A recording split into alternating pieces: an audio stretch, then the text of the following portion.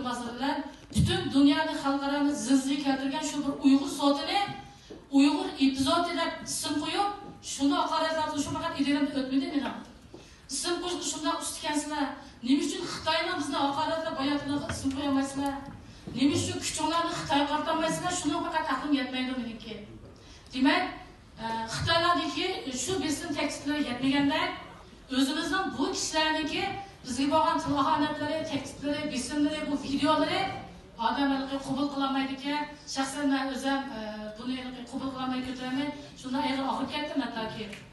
Endi biz isbotlar bilan so'zlayapmiz. Har qaysi joylarda, har qaysi o'rinlarda, mayli cho'qchi matbuotlar bo'lsin, sotlar bo'lsin. Bizning qo'limizda isbotlar bor. Qaysi kampda turdi, kimlar bilan suhbatlashdik, nimalarni oldik. Anadan keyin yana qaysi qizayollar kampslarda tug'masi operatsiyasi qildirilgan Xitoy maxsus bekitgan doktorxonalar, ular qayerda o'rni. Uningdan so'ng yana shu kamplardagi yoki sertifikatlarni ishlatgan qo'l zavodlari qayerda? Shuni o'rinlar shunchalik aniq isbotlar bilan so'zlamasak buni qilmaysiz. Endi biz yana qanday qilsak bo'ladi, men shuni aqlim hayron qoldi. Demak, men shu fursat bilan deydiganim, sizlar qabul qilmagan bo'lsanglar, uni so'zlamanglar, tillamanglar, sukut tutsanglar bo'ladi-ku. Albatta, mushu aloqa bo'libmi, yaqindan bu ham chiqayotgan mushu videolarni, tilohanatlarni, mushu hatta o'zimiz qilayotgan tekstlarni, qo'limizda nurg'un isbotlar bor. Deb mushu to'xtamayotgan tekstlarni shunday hayron qilyapman. Shu isbotlarni, shu tekstlarni Xitoyga qarasalar bo'lmamdi.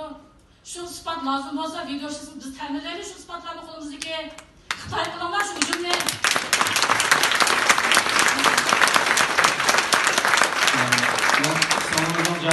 Cevap versem, Gollandiya hükümeti bizni tanıdığımızı qabul qilgandan keyin bizning bexatarligimiz uchun Kadnur xonimni butkul elchiliklar o'rnashgan rayonga o'rnashtirdi. Meni Polshaning aqoidasi bo'lgan Medborov shahriniki bir Xitoy yo'q, ajoyib yerlik insonlar yashaydigan, madaniyatli ahli yashaydigan bir rayonga o'rnashtirib, bexatarligimiz uchun shunday yaxshi turmush bexatar kafolatiga ega qildi. Endi Xitoyga kelsak, Xitoyning tahdidi to'xtatmaydi u.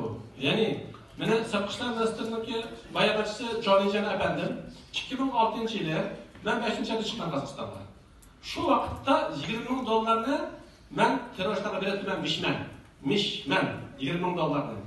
Men Qozog'istonga chiqqanda endi 2 ming pulim bor. Ya'ni 20 tiyim pulim bor. Buni bu vaqtda Turkiyada yashayotdi. Ben bu Jonijon apanning bu xatni yozdim, javob qaytarmadi. Keyin 91-yili Urumchida shu xotin menejer o'qiyotgan vaqtimda do'stlarimni o'ntamash o'ynaymiz, Xitoylar urib bozayotgan ishimiz bo'pti. Uni bu o'rib chapan bo'lgan degan bir safsatini bir yo'lga ishlabdi biz shu vaqtda do'stlarim bilan bilib bo'lgan ishlarni. Bu Xitoy nomussiz, sharafsiz bir davlat. Bizdek bir insonlarga u darajada ishlashning hojati yo'q. Agar shu ishni qilmagan bo'lsa, shu gunoh bo'lmagan bo'lsa, hattojan qo'rqib turib yashaymagan bo'lsa, dunyoning o'chog'ida xotirjam bo'lgan bo'ladi. Bizning ishlarimizni qarishi, har birimizga birdan video ishlashi, shu safsatlar tortishi, demak, o'g'rining yurgi pop degan maqoli bor bizning. Naq o'g'ri Xitoy.